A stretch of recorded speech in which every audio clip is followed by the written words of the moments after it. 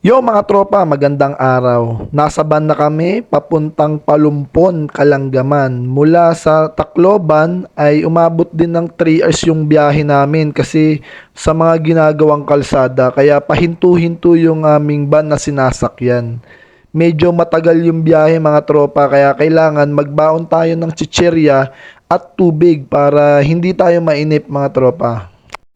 At yun na nga, nandito na kami sa bayan ng Palumpon, lalawigan ng Leyte. Ngayon, sasakay muna kami ng sidecar papuntang hotel namin kasi hindi namin kabisado dito. Marami na rin bilihan dito sa bayan ng Palumpon. Magaganda na rin yung bahay at saka malinis. Nakarating na kami sa hotel namin at nakachamba kami dahil nakakuha kami ng mura, 800 per night. Dito kasi sa bayan ng Palumpon ay medyo may kamahalan yung mga hotel kasi pasyalan talaga dito lalo na yung pupuntahan namin bukas na Kalanggaman. Dahil nakarating na kami sa Palumpon, kami ay sasayaw. Magpapaturo kami sa iyo ng anak ko.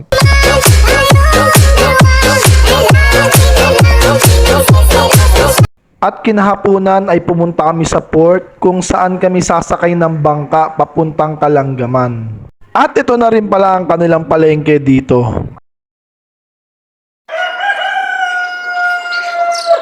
Ngayon ay umaga na at pupunta na kami ngayon sa Kalanggaman. At sasakay kami ng sidecar papuntang port. Sa ilang days namin dito ay napansin namin na ang sidecar ang basic transportation na ginagamit nila.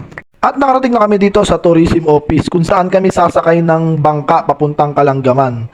Ang pamasahe pala ng bangka ay 250 kada isa. Bali tatlo kami kaya 750. At meron pang bayad ang environmental na 700. So sumatotal ay 1,450.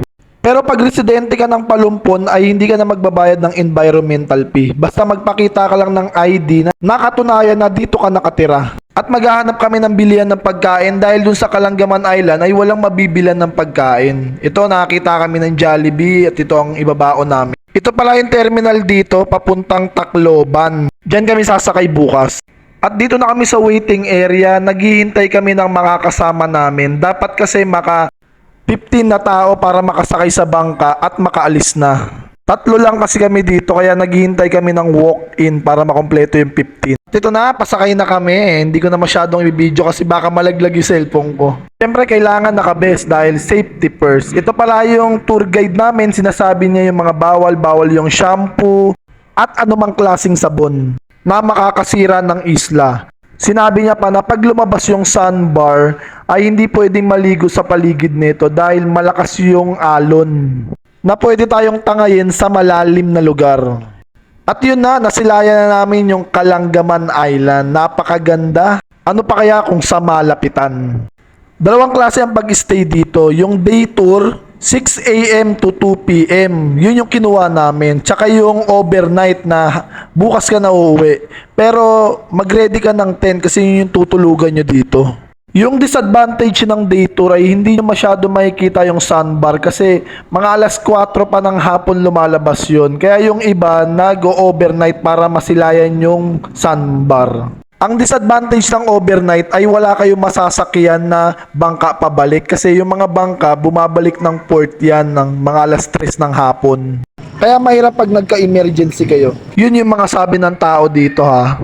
Dito sa part ng island na to ay maalon yung dagat mga katropa. Kaya lumipat kami ng ibang part sa side. Dito naman mga katropa hindi naman siya maalon, sakto lang. Kaya dito kami nag-stay. Tignan nyo naman mga katropa kung gaano kaganda yung dagat dito sa Kalanggaman Island. Nakaka-relax talaga. Ang napuna ko lang dito ay yung ilalim ng dagat niya may maliliit na corals na pag natapakan mo masakit sa paa. Hindi siya ganun kapino pero maganda naman. Napakaganda dito. Sana i-try nyo rin. Sulit yung bayad namin at saka yung biyahe namin papunta dito kahit malayo. Perfect ito para sa stress reliever nyo. Sayang lang dahil hindi namin nasilayan yung sandbar ng tuluyan dahil hanggang alas 2 lang kami ng hapon. Alas 4 siya lumalabas. Nung time namin ito palabas pa lang siya.